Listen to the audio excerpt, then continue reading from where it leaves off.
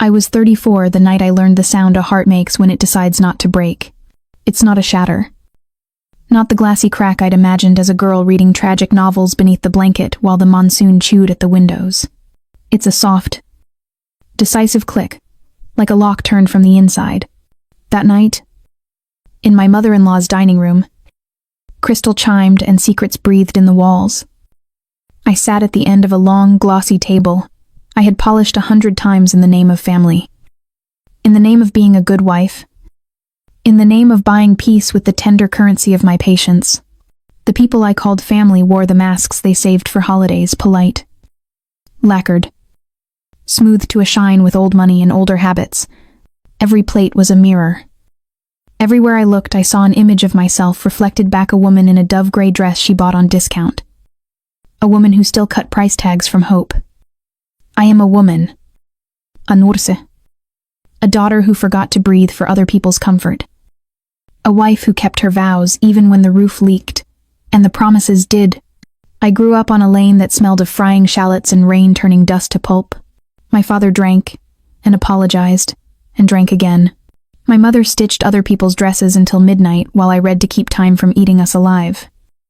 I swore the first night I slept in the hospital lounge as a student that I would build a life where no one could mock my hunger again. I have learned the names of 27 different types of scar. I can tell you where grief lodges in the body when it cannot go anywhere else. I can take blood without bruising. I can stitch a wound closed while telling you a gentler story about the future. What I did not know, what I am learning now, is how to keep from bleeding, when the knife is a sentence and the hand that holds it is your husband's mother's hand. She lifted her glass to call the table to attention, and the room obeyed with the small flurry of bodies resetting themselves to face gravity from a new angle. To family, she said. Because family is the kind of word that can mean anything, if you apply enough pressure. My husband, Adrian, smiled without showing teeth. The way you do when your smile is a choreographed move in a dance you've practiced since childhood. He had the expensive posture of a man who believes the world will open on hinges for him. He was beautiful in that unbothered way men are when nothing has ever really asked them to be brave. Once, that beauty made me feel chosen. That night, it made me feel tired. To family, I said. Because I didn't yet know the shape of what was coming. Only the electrical tingle of a storm somewhere above the ceiling. We touched glasses. The crystal chimed. The walls sighed. It began with a softness that fooled me, the undertaker's voice disguised as a lullaby. I met with Mr. Blink. Cyrus today, my mother-in-law said, pressing her napkin like a fresh page between her fingers. The estate lawyer. We've finalized the trust. Adrian's sister, whose perfume smelled like a bouquet resentful of its vase, tilted her head. Finally, she said. The way one might say dessert. What a relief. I cut my salmon into obedient angles and focused on breathing evenly. The trust had been a topic for months. Since my father-in-law's heart folded in on itself, tired of pacing the same cage.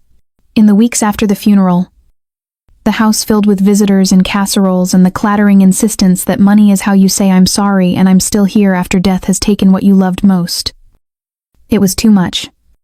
When all I wanted was quiet. A place to let my husband fall apart without the echo of opinions. I told him, in our bed that smelled like balm and tears, that I didn't need anything except him to keep choosing us. He said he would. He said this house felt heavier without his father's anger to prop it up. He said he was grateful for me every time he remembered there were reasons to live that didn't fit in a ledger. It is an ache I keep in my pocket. That version of him tender. Exhausted. Reachable. I have to remember he existed, or else there is no story. Only a case study. The trust, my mother-in-law repeated, smiling into the middle distance where she kept the ghosts of every victory she'd ever coerced out of the world. We have a clause to protect the family assets from external liabilities. She did not look at me when she said liabilities. She looked at my hands, at the way my nails were trimmed, short for work, at the white line across my index finger, where the autoclave ate a careless corner of me 3 years ago. In her eyes, I was still an accident the family had failed to prevent. "Mother," Adrian murmured. And there it was again, that careful choreography. He did not dispute her. He adjusted the lighting. "It's standard," she said, turning her face to him with a kindness she saved like jewelry for occasions. "We're aligning incentives. We cannot have the wrong people making decisions in moments of weakness." I felt the first cool thread of dread wind around my ribs. I put the fork down so the metal wouldn't talk for me. "What does that mean?" I asked, and heard how even I sounded. Years in a hospital teach you to keep your voice level when the numbers change. Panic makes hands clumsy. Calm is the only tool that opens a closed throat. Her smile was worse than a frown. It had that gentle cruelty good families invent when they want to pretend they aren't killing you. "It means, dear, that the voting shares remain in blood. It means the house cannot be sold without unanimous family consent. It means that if God forbid something happened between you and Adrian, your interest would be settled in cash, not control." Something happened. It sounded like a distant television announcing a disaster affecting people you would never meet. I understood each word as a separate weather system, and then felt them collide. I looked at Adrian. He kept his eyes on his plate and his face on his mother. He had promised me, after the funeral, in the dark while the house creaked like an old ship, that he would not let her turn grief into a knife. He had promised me we were a unit no one could divide. He had promised and promised, until the promises were so tall they blocked the light. Now he held his fork like a pen and signed something invisible with the way he didn't look at me. "I see," I said, "because there is a kind of quiet that protects the things you will need to survive." If I had screamed then, I would have been dismissed as fragile and dramatic. A woman unfit to be trusted with decisions because her blood was too near the surface of her skin. The truth was there. An animal pacing behind glass. I had just been disinherited from a future I had spent 7 years tending as if it were my job. I had rearranged shifts and Christmases and the architecture of my dreams to fit inside this house. I had believed that love could build a room where my mother-in-law would see me as someone she would have chosen even without ballet and inherited silver. I had baked the bread and learned the recipe for her father's favorite soup and washed the salt from my tone until it gleamed. I had made of myself a smooth thing.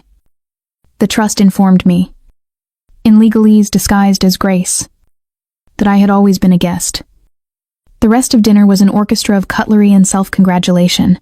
My mother-in-law performed magnanimity with the skill of a woman who knew where the cameras were. She spoke of philanthropic initiatives to which my name would be attached, as if engraved plaques could replace actual power. Adrian's sister asked if I could volunteer at the gala again, since you were so wonderful with the silent auction table. Adrian squeezed my knee once under the table, like a man petting a dog who has done a trick on command. I kept seeing the trust documents in my mind as a set of handcuffs with satin ribbon threaded through the chain. After dessert, the family dispersed like well-behaved smoke. In the hallway where the portrait of my husband's grandparents waited to be impressed, I caught Adrian's elbow and led him into the pantry, where the dark felt honest. "You knew," I said, "because if you don't name a wound, it festers. You knew and you didn't stop it." His mouth opened and closed around a language I had learned to anticipate the moral vocabulary of men who mistake convenience for principle. "It's just," he said, "it's just a formality. It protects us. My mother said there are exposures. You still have your career. We're building something together." "Together," I repeated, tasting the word like a pill I wasn't sure I'd take. Together doesn't mean I hold the flashlight while you choose what to fix. Together means I get a vote. He sighed. That sigh I'd once mistaken for humility when it was simply reluctance to make anyone uncomfortable. Least of all himself. It's complicated. The family business has to remain consolidated. You wouldn't want the board to. I wanted to ask him since when had I become the board's emotional janitor. I wanted to ask him whether the boy I loved was still inside this man, playing spouse like a part in a play his mother cast. But the pantry smelled of cinnamon and floor polish, and I remembered the soft click of my heart choosing itself. So I said, quietly enough to be an invitation rather than an ultimatum, "You are my husband. If you want me to keep walking with you, you will go upstairs right now and tell your mother that a trust built on erasing me is not a protection. It's a provocation." His eyes did a small, frantic dance. He reached for my hand and I let him take it because I needed the memory of what his skin felt like before I walked into whatever came next. "Please," he said. "Don't make tonight about a fight. She'll come around. She always does when I give her time." The soft click again, echoing through me like a lighthouse in fog. "It is already a fight. Adrian, you just chose a side and called it neutral." He flinched as if the truth had teeth. He kissed my forehead the way you kiss a child you want to distract. And he left me in the pantry with the spices to witness my decision. I pressed my palms to the cool wooden shelf. My pulse was a drum demanding a procession. I could hear my mother's voice from the old apartment where the ceiling peeled like sunburn. "Don't ever confuse being needed with being respected. You are not a bandage. You are a body."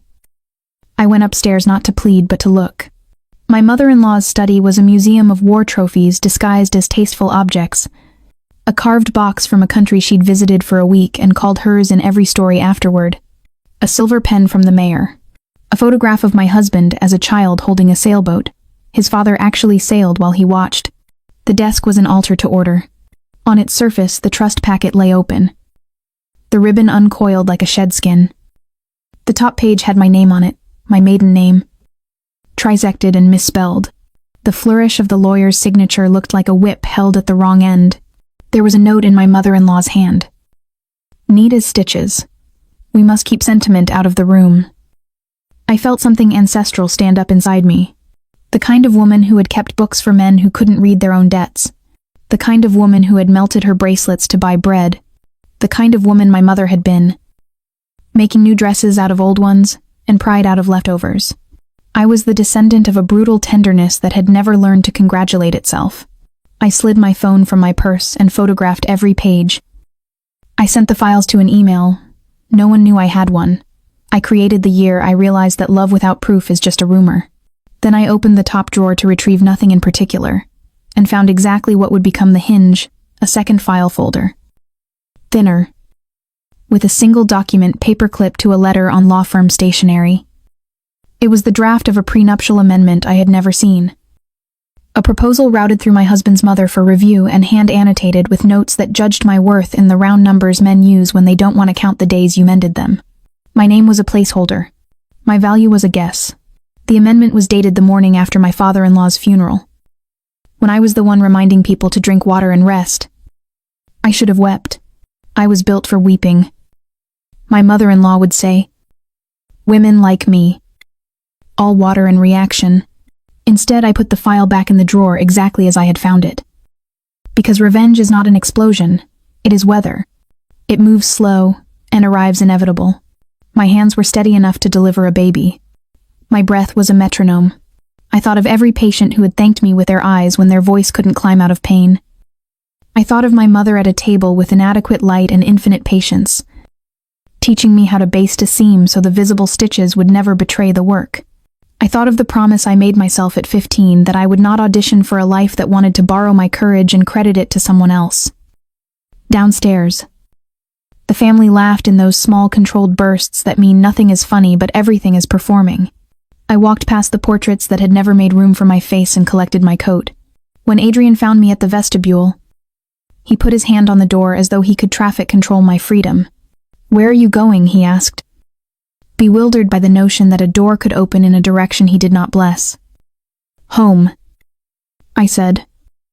"And because I am a nurse and my job is to deliver the truth in doses that keep people alive," I added, "the one I will now have to build." The rain started before dawn. Thin and polite against the windows of the apartment I rented that night with the last of my joint account balance. I woke to the sound of it, disoriented by the absence of curated silence. The room smelled of paint and possibility. On the bedside table, my phone pulsed with messages. I didn't open apologies that were really negotiations. Explanations written for an audience that had already left. I let them pile up like the petals from the lilies someone had sent the night before. Flowers are apologies that rot on schedule. By 8, I was walking to the hospital, my breath misting in the gray air. The world, mercifully, did not stop for my private apocalypse. People still slipped through crosswalks holding coffee. The buses still groaned. My badge still beeped when I swiped it at the staff entrance. In the break room, Ruth from pediatrics handed me a thermos and said, "Rough night," and I said, "Just long." Because there's no box on the intake forms for betrayal. The body is a patient record. It remembers what the mind edits out. All morning, I moved through the wards with the mechanical grace of someone running diagnostics on her own humanity. Pulse. Steady. Respiration. Adequate. Soul. Pending. I changed dressings. Checked IVs. Smiled with my eyes, even when my mouth was too tired to follow. People thanked me for saving them. I wondered what that word meant when I couldn't save myself from the small violences that come wearing jewelry. At lunch, I sat on the rooftop smoking area where no one actually smoked anymore and called my mother. Her voice arrived like the sound of rice rinsing in a bowl. Domestic, forgiving, endlessly patient. "So," she said, after I told her I'd left, "did you remember to take your mother's advice?" "Which part?" "The part about keeping a drawer that only you have the key to, in your mind, in your house, in your heart. Never marry without it." I laughed because if I didn't, I'd cry and never stop. "I think I've just found where I put the key." She was quiet for a while, and then said the thing only a mother who has buried pride can say, "Good. But don't just leave. Learn. Otherwise, you'll build another house just like it. Only prettier."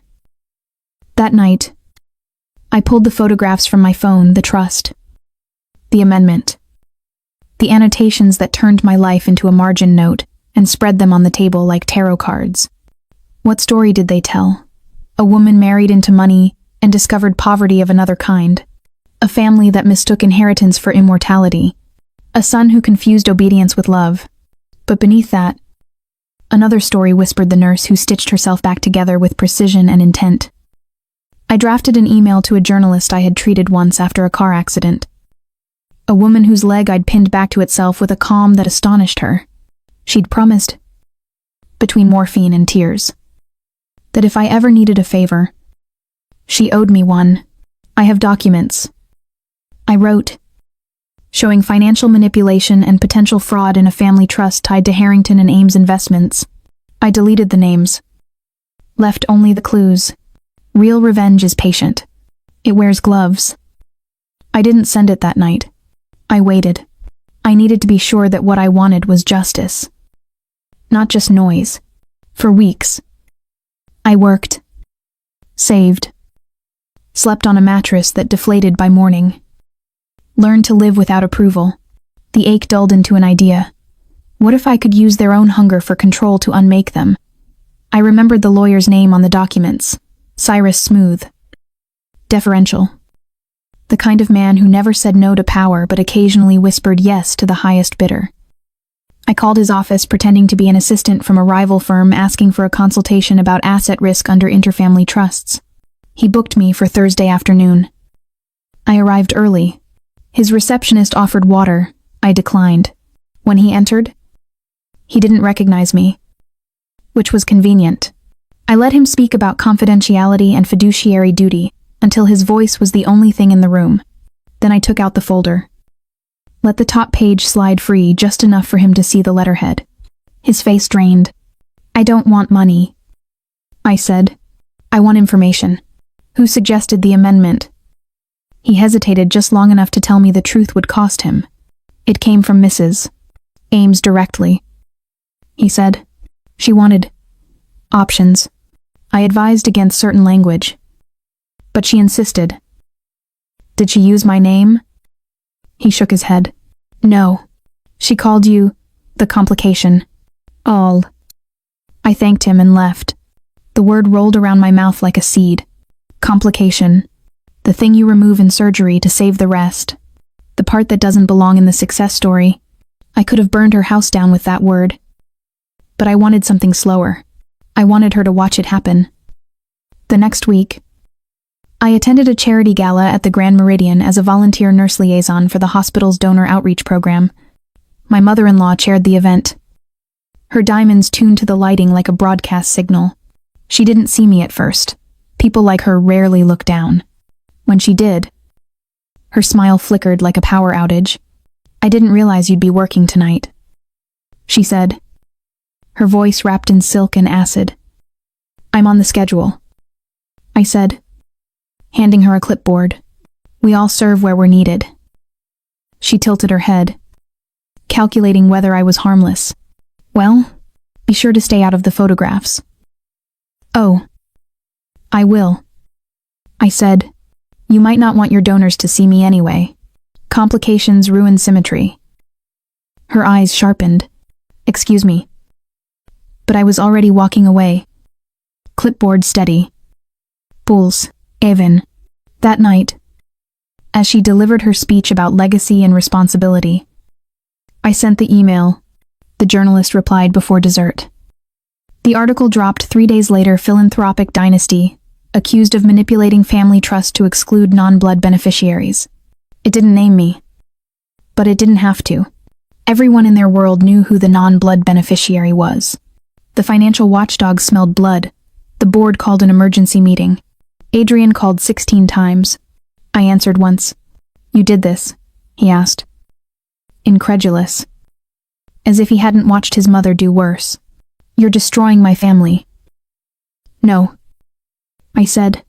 "I'm disinfecting the wound. You just kept covering it with linen." He begged for a chance to fix it quietly. I told him silence was the currency of our captivity. And I'd gone broke. Within a month, the trust was under investigation. The company's stock dipped. Her social circle thinned. The reporters camped outside the estate until the gates looked like confessionals. I didn't watch the news. I listened to the world make room for me again. One evening, as I walked home from another long shift, I found Adrian waiting outside the hospital. He looked smaller. Not from weight, but from certainty. "I left," he said. "I told her I can't be part of that anymore. I thought maybe we could start over," I asked. He nodded, eyes wet. "I'm not him anymore." I believed him in the way you believe a patient when they say they've stopped drinking you want to. But you still keep the antidote close. "Then start," I said. "But not with me. I've already begun." When he left, I stood watching the sky bruise itself into evening, for the first time in years. I wasn't angry. I was empty. And in that emptiness, something luminous moved. Freedom sounds like wind finding its way through a broken window. Months later, I opened a small clinic with the money I'd saved and a modest grant from a women's foundation that had read my story and reached out anonymously. We called it the Complication Center.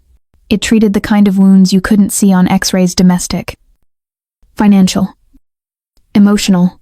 Women came with stories that sounded like mine, only with different villains.